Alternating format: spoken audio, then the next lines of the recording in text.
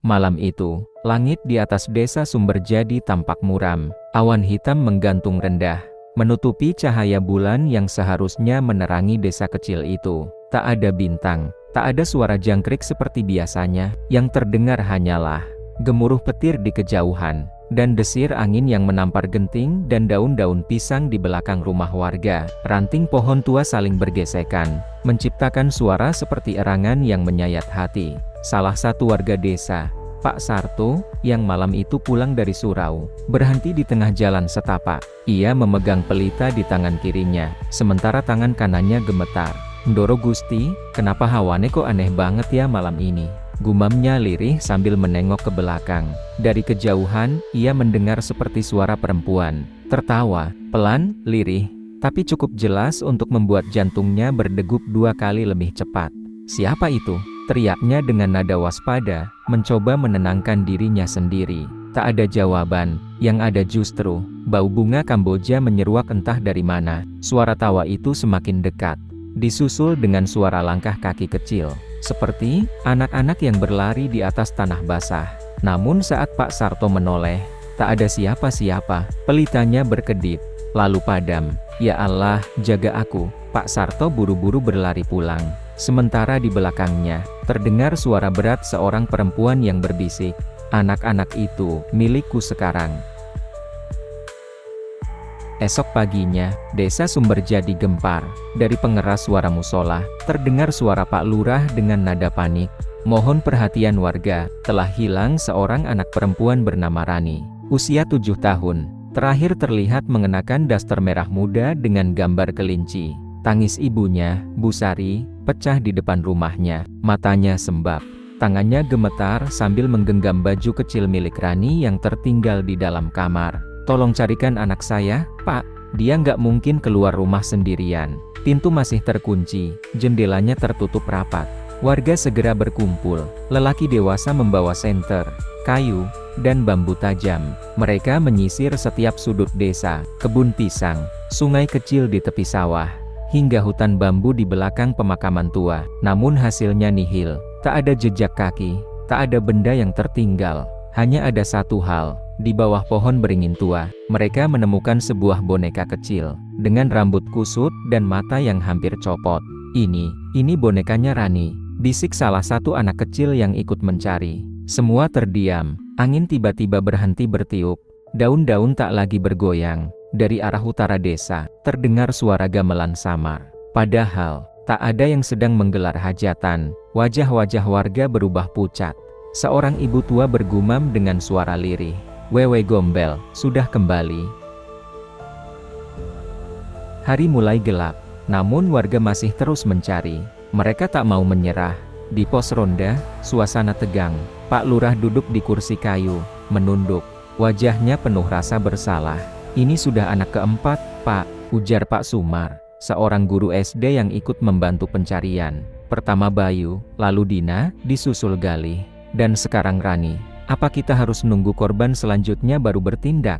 Pak Lurah hanya diam. Tangannya meremas peci di pangkuannya. Matanya kosong, seolah menyimpan sesuatu. "Ada sesuatu yang ingin saya sampaikan," ujar Pak Lurah akhirnya. Semua mata tertuju padanya. Pak Lurah menghela napas panjang. "Dulu, sebelum kalian lahir, pernah terjadi hal serupa di desa ini. Puluhan tahun lalu, beberapa anak juga menghilang, satu persatu." Suasana jadi hening. Hanya suara tikus malam yang sesekali terdengar dari atap. Waktu itu, seorang perempuan muda dipermalukan dan diusir oleh warga, karena dituduh menculik dan menyembunyikan anak-anak. Padahal dia tidak bersalah. Ia hanya merawat anak-anak terlantar yang diabaikan orang tuanya. Dia meninggal dengan tragis. Dan sejak itu, arwahnya diyakini menjadi Wewe Gombel. Warga saling pandang, tak percaya, namun takut untuk meragukannya. Mungkin, kita sedang dihukum karena dosa masa lalu yang kita tutupi. Tiba-tiba, lampu pos ronda padam, dan terdengar suara anak kecil tertawa. Dekat, sangat dekat. Sejak malam itu, desa Sumberjadi tak lagi sama. Warga mulai resah.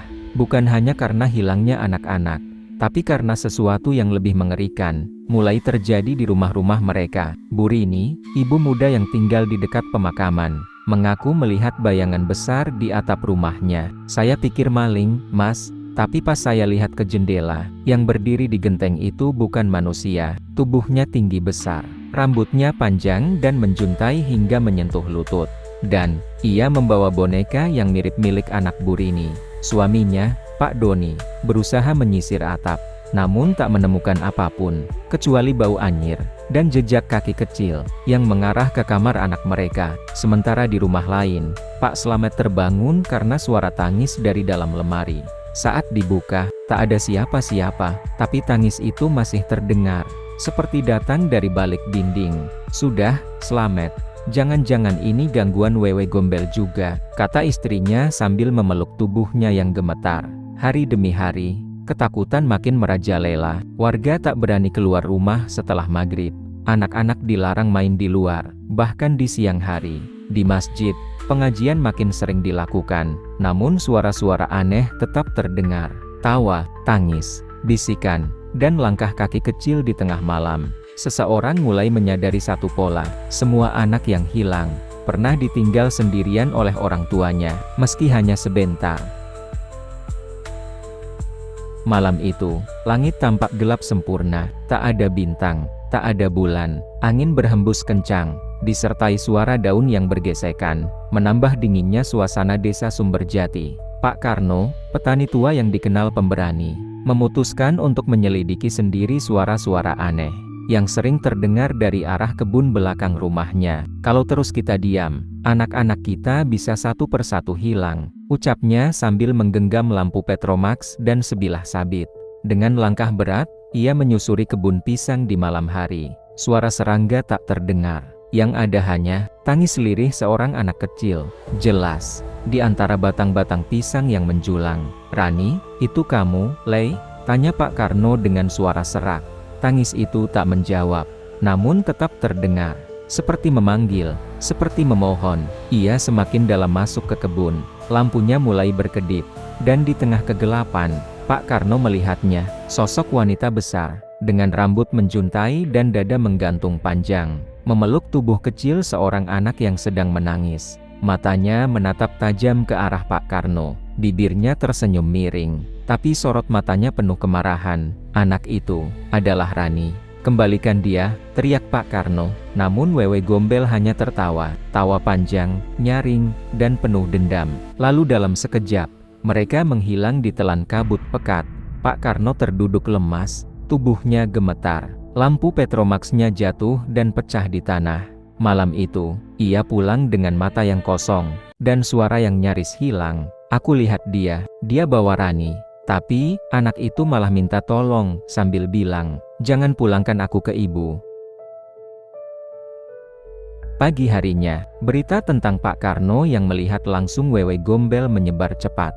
Warga berkumpul di balai desa dengan wajah pucat dan cemas. Tak ada tawa, tak ada obrolan ringan. Yang terdengar hanyalah bisik-bisik ketakutan. "Berarti benar, dia bawa Rani. Tapi kenapa anak itu minta jangan dipulangkan ke ibunya?" Ucapan itu menancap dalam di hati Bu Sari, ibunda Rani. Ia terduduk lemas, wajahnya basah oleh air mata. "Aku ibu yang jahat ya, sampai anakku lebih milih tinggal sama hantu," isaknya sambil memeluk daster kecil milik Rani yang masih berbau tanah. Pak Lurah akhirnya mengambil keputusan. Ia mengutus 2 orang warga untuk memanggil seseorang yang selama ini dianggap tabu oleh desa itu. Mbah Rono, seorang dukun tua yang tinggal di pinggiran hutan, terasing, namun dikenal sebagai penjaga batas antara alam manusia dan makhluk halus. Sore itu, 2 orang berjalan menyusuri jalan setapak penuh ilalang tinggi, sambil membawa sesajen dan seikat kemenyan.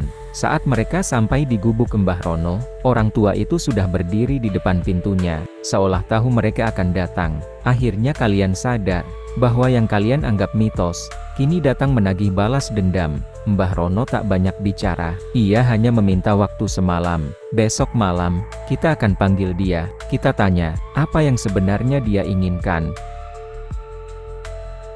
Malam ritual pun tiba, langit pekat tanpa cahaya bulan, angin berembus dingin, seolah alam ikut bergetar. Di tengah lapangan desa, Mbah Rono mulai merapalkan mantra. Warga membentuk lingkaran, membawa obor dan bunga 7 rupa. Asap dupa mengepul pelan, membentuk pola tak beraturan di udara. Mbah Rono duduk bersila, di depan sesajen berisi ayam hitam, air kelapa, dan kain kafan kecil. Terdengar suara mantra lirih, namun menusuk ke dalam hati. Wong sing ora katon, tekalan paring wangsulan. Mbok wewe, tulung dak jaluk tulung. Tiba-tiba, angin berhenti, api obor bergetar, lalu satu persatu padam dengan sendirinya. Hening, sangat hening, sampai terdengar suara gemerisik. Dari arah pohon beringin tua, dari dalam kegelapan, sebuah bayangan besar muncul perlahan. Rambutnya panjang dan menjuntai ke tanah. Tubuhnya tinggi, dengan dada besar menjuntai seperti mitos yang diceritakan warga selama ini. Matanya merah, dan di pelukannya, ada 4 anak kecil. Termasuk Rani. Anak-anak itu terlihat diam, tak menangis, tak juga tersenyum, seperti tak punya jiwa. Mbah Rono menunduk, lalu berbicara dengan tenang. Mbok Wewe, apa panjenengan butuh anak-anak ini untuk balas dendam? Sosok itu mendekat, suara nafasnya berat dan dalam. Lalu, ia menjawab, dengan suara seperti jeritan dan bisikan bersamaan. Mereka ditelantarkan, mereka menangis setiap malam, dan tak satu pun yang mendengar tangis mereka. Warga bergidik ngeri. Bu Sari menutup mulutnya, air matanya mengalir deras. Namun Rani tiba-tiba menoleh, menatap ibunya, dan berkata pelan, "Ibu, dulu ibu gak pernah dengar aku nangis. Tapi dia selalu peluk aku setiap malam." Warga tak mampu berkata-kata, tulang punggung mereka terasa dingin, bukan karena udara malam, tapi karena kata-kata Rani, menusuk lebih dalam dari angin paling tajam. "Ibu gak pernah dengar aku nangis." Bu Sari tersentak, tubuhnya lemas, lututnya bergetar. Ia jatuh bersimpuh di tanah, menangis keras, menyesali semua waktu yang dulu diabaikannya. "Rani, ibu minta maaf, nak, ibu cuma capek, ibu kerja dari pagi sampai malam. Tapi ibu tetap sayang kamu." Tangisnya pecah. Namun Rani hanya menatap hampa, matanya kosong, seolah hatinya telah lama pergi. Mbah Rono kembali bicara, kali ini suaranya bergetar. Wewe Gombel tak mengambil anak. Dia menyelamatkan mereka dari orang tua yang terlalu sibuk, terlalu abai, atau terlalu mudah marah. Sosok Wewe Gombel memutar tubuhnya, menampakkan wajahnya yang samar.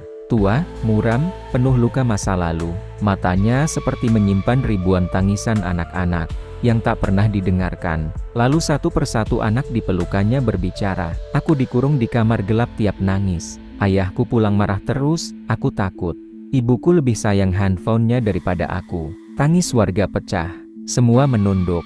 Tak satu pun yang berani menatap sosok itu lagi. Mbah Rono berdiri perlahan, matanya tertuju pada Wewe Gombel. "Panjenengan ora nyulik, panjenengan nambani, tapi kulo nyuwun, paringana kesempatan, supaya tiang sepuh niki sadar lan dandani."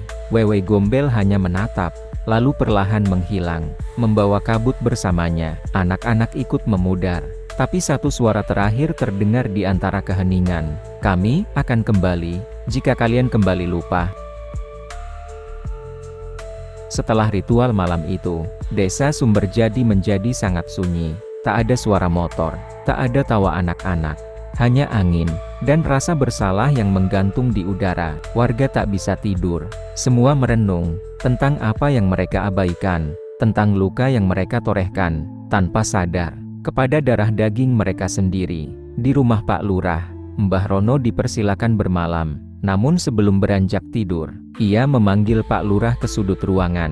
"Kulo kudu krito, soko jaman embien. Sing ora tahu panjenengan cerita ke marang sopo wei." Pak Lurah menelan ludah, matanya memerah, seolah ia tahu, saatnya kebenaran lama dibuka. "Wewe Gombel, dulunya bukan hantu," kata Mbah Rono lirih. "Dia, dulunya manusia, seorang wanita desa yang hidup sendiri. Setelah suaminya meninggal mendadak, ia tak punya anak, namun hatinya begitu lembut terhadap anak-anak. Setiap anak yang kelaparan, ia beri makan. Setiap anak yang dipukul orang tuanya, ia sembunyikan, ia rawat diam-diam. Namun suatu hari, seorang anak hilang, dan warga, dengan emosi dan ketakutan buta, menuduhnya sebagai pelaku. Dia dituduh menculik, dipermalukan di tengah pasar, dan akhirnya digiring ke hutan, dibiarkan mati sendirian, tanpa kubur, tanpa maaf. Pak Lurah terdiam, tangannya bergetar saat memegang cangkir teh. "Dia adalah adik dari kakek saya," ucapnya dengan suara lirih. Dan sejak saat itu, desa ini memilih untuk melupakan. Mbah Rono mengangguk pelan, tapi arwah yang tersakiti tidak bisa dilupakan, karena rasa sakitnya tak pernah disembuhkan. Esok paginya, setelah malam penuh rahasia dan air mata, Mbah Rono meminta satu hal yang membuat warga tercekat. "Aku perlu dibawa ke tempat di mana dia terakhir kali terlihat, di mana tubuhnya dibiarkan mati, tanpa nama, tanpa doa." Warga saling pandang, wajah mereka tegang.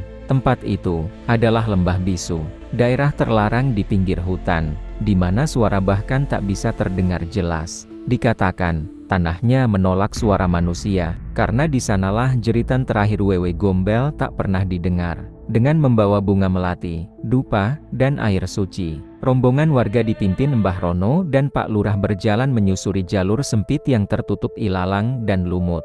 Langkah mereka pelan, angin seolah menahan napas, bahkan burung-burung tak terdengar berkicau. Saat tiba di Lembah Bisu, semua terasa berbeda. Udara lebih dingin, langit mendadak kelabu. Di tengah lembah itu, ada batu besar berlumut, dan di bawahnya, sebuah lubang tanah tua, hampir tak dikenali sebagai makam. Mbah Rono berlutut, tangannya menyentuh tanah, lalu memejamkan mata. "Mbok, dina iki, kulo lantiang desa Kersanyun pangapunten, Bunda, hari ini, aku dan orang-orang desa ingin memohon maaf." Ia taburkan bunga di atas tanah, lalu warga satu persatu menunduk, mengucapkan maaf yang telah mereka pendam selama puluhan tahun. Pak Lurah, dengan suara bergetar, ikut bersimpuh. "Kita salah, kami telah menuduh tanpa bukti, menghukum tanpa keadilan, dan membiarkan rasa sakit itu membusuk di tanah ini." Tiba-tiba, tanah di bawah batu bergetar pelan, kabut tipis keluar dari sela-sela rumput, dan suara lirih terdengar dari segala arah. Bukan suara teriakan, bukan tangisan, tapi doa, suara anak-anak berdoa, meminta ibunya untuk dilepaskan. Lalu sekelebat cahaya putih melintas di antara pepohonan. "Senyap, tenang, damai. Dia sudah mendengar kalian," ucap Mbah Rono pelan. "Tapi, apakah kalian akan berubah, atau hanya menyesal sesaat?" Sejak ritual di Lembah Bisu, desa Sumberjati mulai tenang. Suara tawa anak-anak kembali terdengar di pagi hari. Lampu-lampu rumah kembali menyala saat malam datang. Namun di balik semua itu, ada sesuatu yang masih belum selesai. 3 hari setelah ritual, Pak Karno, orang yang pertama melihat Wewe Gombel secara langsung, mendatangi rumah Pak Lurah. Wajahnya pucat, tubuhnya gemetar, matanya kosong. Aku lihat mereka lagi," gumamnya sambil menatap lantai. "Anak-anak itu, mereka berdiri di bawah pohon jambu belakang rumahku, tapi mereka nggak minta tolong. Mereka cuma melihatku dan tersenyum." Pak Lurah terdiam, lalu terdengar kabar lain. Bu Rini, ibu dari salah satu anak yang hilang, mengaku mendengar suara anaknya bernyanyi di dalam rumah. Padahal rumah itu kosong. "Aku kira itu cuma kenangan, tapi suara itu mengalir dari lemari, dari boneka-boneka yang dulu aku buang." Beberapa warga mulai mengakui, anak-anak mereka mungkin sudah tak ingin kembali. Mereka sudah merasa lebih tenang di sana, ucap Mbah Rono suatu malam, sambil menaburkan kembang ke tungku api kecil. "Karena di pelukan kematian, mereka merasa lebih aman, dibanding pelukan kita yang dingin." Kalimat itu membungkam semua yang hadir, sebab kebenaran paling menyakitkan adalah, kadang luka di hati seorang anak tak bisa disembuhkan hanya dengan maaf. Butuh waktu, butuh perubahan, dan yang paling penting, butuh cinta yang tak diucapkan hanya saat semuanya sudah terlambat. Seminggu setelah ritual di Lembah Bisu, sebuah keajaiban terjadi. Seorang anak yang hilang galih tiba-tiba ditemukan duduk di depan pintu musola, masih mengenakan pakaian yang sama seperti saat ia menghilang. Bajunya bersih, tubuhnya sehat, tapi matanya terlihat lebih dewasa dari anak seusianya. Warga segera berkumpul. Ibu Galih menangis dan langsung memeluknya, namun Galih hanya menunduk, tak membalas pelukan itu. Pak Lurah membawa Galih ke rumahnya, didampingi Mbah Rono, dan disitulah Anak itu bicara untuk pertama kalinya. Aku nggak disiksa, katanya pelan. Kami dikasih makan, kami dipeluk tiap malam, kami nggak pernah dimarahi. Air mata Bu Galih mengalir deras. Tangannya menutup mulutnya, menahan rasa bersalah yang selama ini dipendam diam-diam. Tapi kamu nggak kangen ibu? Tanyanya lirih. Galih terdiam. Lalu ia menjawab dengan suara pelan, kangen. Tapi di sana, aku merasa jadi anak yang penting. Ucapan itu menghantam seperti palu godam. Bukan kemewahan, bukan mainan mahal, yang dirindukan anak-anak, melainkan rasa dianggap, didengar, dipahami. Mbok Wewe nggak pernah marah. Dia cuma duduk, dengerin cerita kami. Tiap malam, dia ngajak kami doa. Lanjut Galih. Dia peluk kami sampai tidur. Sampai kami lupa kalau pernah dianggap beban. Mbah Rono menutup matanya pelan. Pak Lurah memalingkan pandangan. Warga yang mendengar mulai menangis pelan. Tangis yang tak keras, tapi tajam. Karena mereka sadar, mereka tak sedang dihantui. Mereka sedang disindir oleh cinta yang lebih ikhlas dari makhluk yang mereka sebut hantu. Galih tak banyak bicara, tapi setiap kata-katanya seperti memahat luka di hati orang dewasa yang mendengarnya. Malam itu, ia duduk di beranda rumahnya, dikelilingi warga, sementara cahaya lampu Petromax menari di wajahnya yang tenang. Kami tinggal di tempat yang sepi, tapi nggak pernah merasa sendiri. Ia bercerita tentang sebuah rumah tua yang berdiri di antara kabut, dikelilingi pohon-pohon tinggi dan suara gamelan lembut. Di sanalah mereka tinggal bersama Wewe Gombel. Setiap sore, dia ajak kami menyapu halaman. Lalu kami duduk melingkar, cerita tentang hal-hal kecil yang kami nggak pernah sempat bilang ke orang tua kami. Galih menunduk sejenak, lalu ia lanjut. Dina pernah bilang, dia pengen sekali dengar ayahnya bilang maaf. Bayu suka gambar, tapi ibunya selalu bilang, buat apa gambar, itu nggak penting. Dan Rani, dia cuma pengen satu hal, pelukan sebelum tidur. Hening, udara malam seperti ikut menahan napas. Mbok Wewe nggak punya anak, tapi dia tahu cara mencintai kami, lebih dari yang kami terima di rumah. Warga mulai terisak, bukan karena takut, tapi karena malu. Banyak dari mereka yang mengira sudah menjadi orang tua terbaik. Padahal, anak-anak mereka merasa seperti beban. Mbah Rono berdiri pelan. Mbok Wewe tidak datang untuk menakut-nakuti, tapi untuk memperlihatkan luka yang kalian sembunyikan dengan alasan kesibukan dan kelelahan. Malam itu, banyak orang dewasa tak bisa tidur, bukan karena diganggu hantu, tapi karena dihantui kenangan tentang waktu yang seharusnya bisa dipakai untuk sekadar mendengar cerita anak mereka, tentang gambar sederhana, atau sekadar memeluk sebelum tidur. Malam itu, Galih masih duduk di beranda, tangannya memeluk lutut, matanya menatap kosong ke langit. Pak Lurah mendekat, duduk di sampingnya, lalu bertanya pelan, Galih, kenapa hanya kamu yang dipulangkan? Galih menoleh perlahan, matanya menyimpan sesuatu yang berat, lebih berat dari usianya, karena aku, yang paling ingin pulang. Warga berkumpul, menahan napas, menunggu kelanjutan kata-katanya. Dina, Bayu, Rani, mereka masih takut. Takut kalau pulang, mereka cuma akan disalahkan, dibanding dirangkul. Tangis pecah dari sudut ruangan. Orang tua masing-masing anak hanya bisa menunduk. Luka itu, bukan cuma di hati anak, tapi juga di dalam diri mereka yang kini menyesal. Galih melanjutkan, dengan suara nyaris berbisik. Mbok Wewe bilang, satu anak cukup untuk mengubah dunia, kalau orang dewasa mau mendengar. Tiba-tiba, hembusan angin dingin menyapu halaman. Obor di sisi kanan rumah berkedip pelan. Kabut tipis mulai turun. Dan dari kejauhan, di bawah pohon jambu, sesosok tinggi muncul perlahan. Wewe Gombel. Namun kali ini, tak menyeramkan, tak membawa tawa histeris, tak memeluk anak kecil. Ia berdiri diam, menatap ke arah para orang tua, seperti menanti jawaban. Lalu, dengan suara lembut, yang seperti angin berbisik di telinga, ia berkata, jagalah mereka, sebelum aku yang menjaganya lagi. Seketika, tubuhnya berubah menjadi kabut, menghilang, bersama cahaya yang redup dari langit malam. Tak ada jeritan, tak ada rasa takut. Yang tersisa hanya rasa bersalah dan harapan untuk berubah. Sejak malam itu, tak ada lagi penampakan, tak ada suara tangis di malam hari, tak ada bayangan tinggi di atap rumah. Tapi warga desa Sumberjadi tahu, Wewe Gombel belum benar-benar pergi. Dia tetap di sana, di antara kabut, di balik sunyi, di sudut malam yang mereka abaikan. Namun kini, para orang tua tak lagi hanya takut. Mereka belajar bahwa cinta bukan tentang memberi makan atau membelikan pakaian, tapi tentang hadir, mendengar, dan menyentuh hati kecil yang kadang diam, namun sesungguhnya sedang berteriak. Galih kembali sekolah, tapi ia menjadi anak yang berbeda, tenang, dewasa, dan lebih bijak dari usianya. Pak Lurah membentuk komunitas orang tua untuk belajar menjadi pendengar, bukan hanya pemarah. Mbah Rono, ia kembali ke hutan, namun sesekali muncul di masjid, tersenyum, melihat anak-anak berlarian di halaman, dan setiap malam, sebelum tidur, ibu-ibu desa kini punya kebiasaan baru, memeluk anak-anak mereka, mengusap kepala mereka, lalu berkata pelan, "Maaf ya, Nak, kalau selama ini ibu belum jadi yang terbaik, karena cinta tak akan menyelamatkan siapapun, jika hanya datang setelah semuanya terlambat." Dan mungkin, itulah pesan terakhir dari Wewe Gombel.